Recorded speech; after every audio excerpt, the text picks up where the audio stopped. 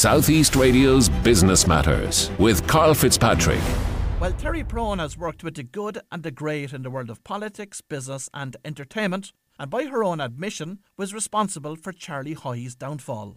Terry, in her role as chairperson of the Communications Clinic, is perfectly positioned to share her tips for effective crisis management and how social media is changing the world of communications. Terry, you've been dubbed as the Queen of PR in Ireland, but when you look back at your long career, what has been the key to your success? Well, what started us all, Karl, me and Tom Savage and Bunny Carr, was that we were the first people to train politicians and business operators to go on radio and television. We were the beginning. And at the time, it was particularly interesting because politicians and business people were so terrified of going on radio and television, but they knew that they were going to have to, particularly television was the coming thing. And so we had such fun doing that media training. And then at some stage, one of our people said, look, we keep getting asked at the end of training courses, business people come back to us and say, listen, you said we should go on such and such a program or do such and such a thing. Would you ever do a press release or do a plan? And so we got into PR completely accidentally, and I do not know how we survived because we knew nothing about it. And I think many of your clients would disagree with that, I have to say. But what have been your own personal highlights? I think that working with people that you love on an issue that you love, like communication, it means that every day is a highlight, every week is a highlight. I would also have particular things in history, like I was responsible for bringing down Charlie Haughey, who was at the time the leader of Fianna Fáil, and the Taoiseach. And I didn't do it deliberately, I did it completely accidentally. But when I read history books now and I come across this thing, I think, gosh, imagine that by training somebody, in this case it was a former Minister for Justice, Sean Doherty, by training him to do a public presentation, what he said would cause Charlie Haughey to lose his job, would actually change the course of history. And that gives me a kind of a shiver. Of course, along the way, you've advised clients on dealing with blackmail, terror threats, industrial accidents and medical scandals. So what is your approach to handling these events? The first thing is that there's always a lawyer, and the lawyer must be told to shut up. The second thing is there's always somebody who says we have to put out a statement, and they need to be told to shut up. I'm sorry to sound so rude, but that will not do. People, when they're in the middle of a crisis, need to be sat down and told, okay, start at the beginning, tell it to me, don't put any PR noises around it, just give me the worst. And that's where I would always start, by getting all of the data, by finding out, okay, has this company actually, poisoned a river or had an emission that caused local school children to be sick, or whatever is the thing. So, Terry, once you've collected all of the facts, what happens next?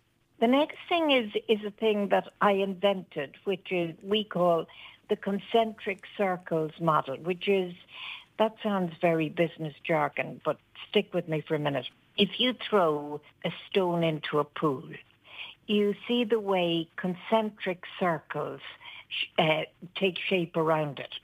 And what we say is, look, okay, when you're looking at a problem, which circle is the first circle that must hear about it? Is it your family? Is it the staff in your business? Who is it? Because people tend to start, Karl, with media. And no offence to present company, that is not where they should be starting. Media is just a conduit. Whereas what you want is to say, okay, the first circle, second circle, third, now how are we going to do that? And once people have that worked out, Then and only then do you get into training them. We would always say to people, look, if you're in trouble, if you're going to have a feeding frenzy in media, don't ask anybody else to go out for you. I mean, it's dreadful when you see PR people coming out and reading things in front of cameras. That should never happen. If you're running a business, if you're a minister, whoever you are, if you're in trouble, you need to get out there yourself and be honest and be clear and be available. What are your thoughts on Donald Trump in terms of how he handles the media? I think he is terrifying and incredibly efficient. First of all, he has absolutely no reverence for media. And that's the thing that most politicians have. They have too much reverence for media. They're afraid of media, and so they either avoid media or they tolerate media being incredibly rude to them. Can I give you an example? If you tune in to any of the big current affairs programs on radio, and before you know who's being interviewed, you hear the interviewer interrupting, being impatient, and treating the interviewee as if they were a criminal, as if they were out to lie and cheat on air. If anything like that happens, you know that the interviewee is a politician. We treat politicians abominably on media, particularly in Ireland, slightly less so in Britain. And it doesn't happen much in the United States simply because they don't have current affairs television the way we do. Trump understands, first of all, media. He understands giving a top line that's going to appear straight away on social media and everywhere else. And he understands how to make things simple. I'll build a wall. He makes straightforward, simple statements.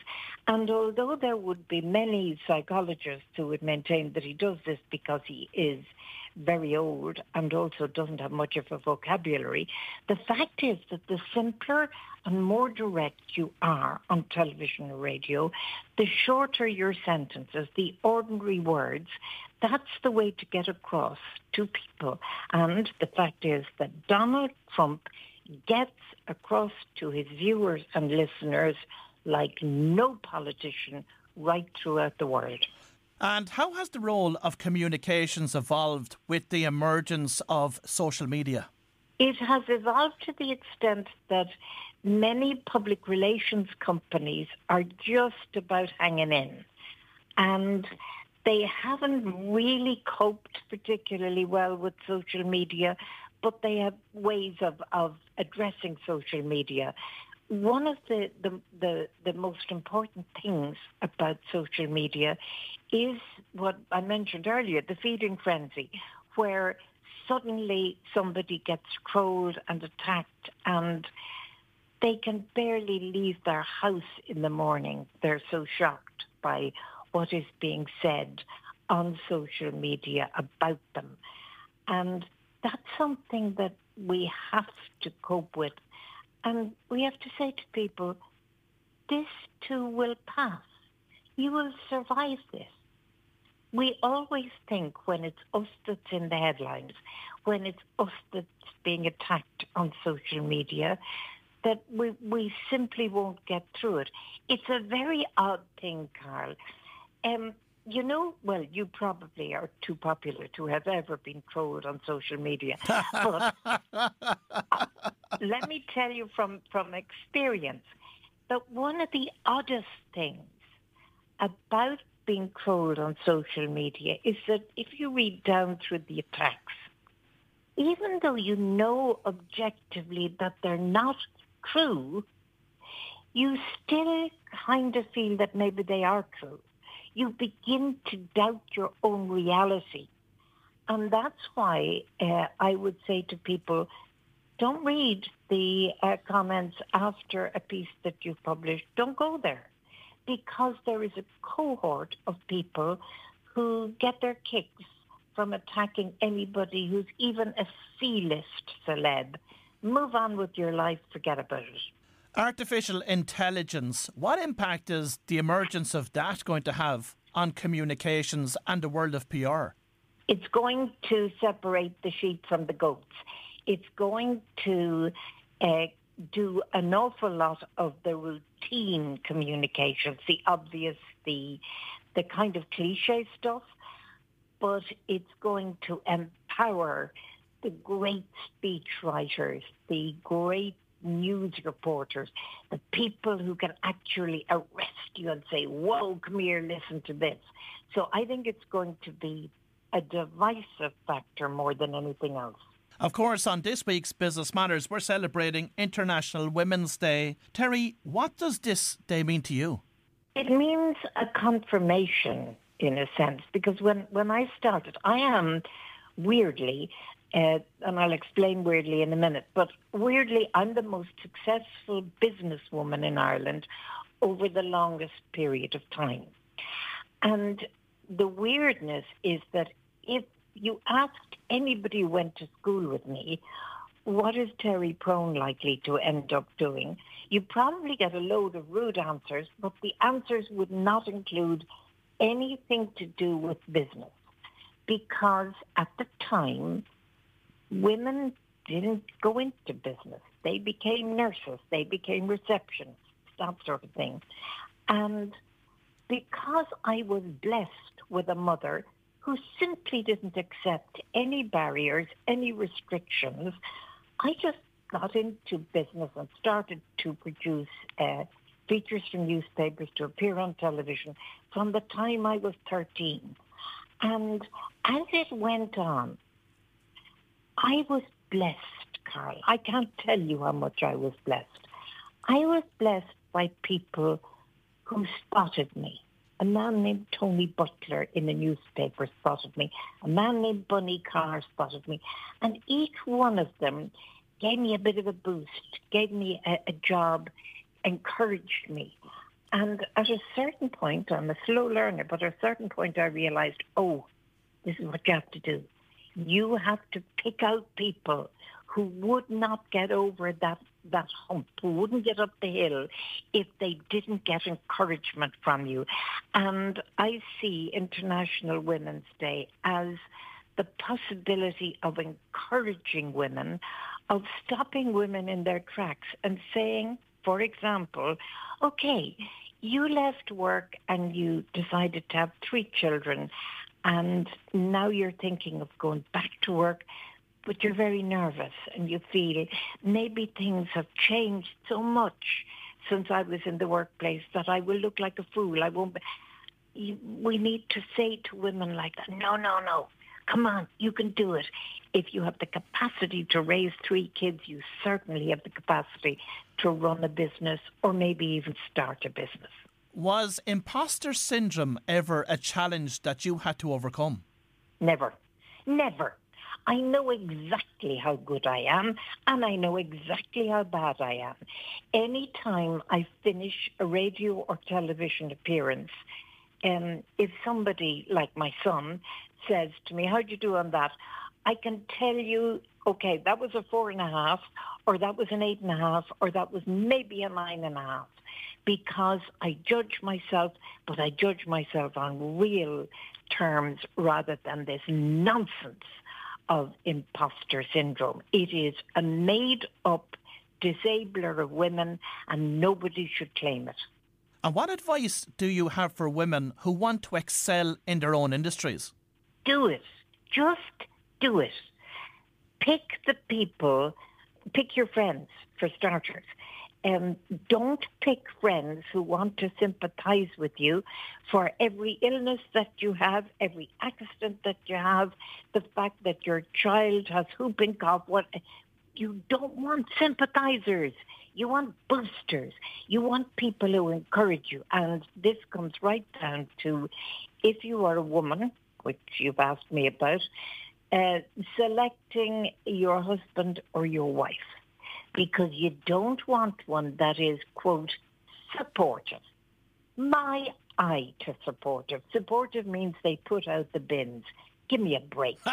You want somebody who thinks you are the world's best, who thinks you are cleverer than they are, who just stands by you all of the time. I was blessed in that I married a wonderful man named Tom Savage. And at some stage, the two of us were being interviewed for a Sunday newspaper. And the journalist said to Tom, "What's it like living with Terry Prone?" And he thought about it for a minute. Now, Tom was always into sport.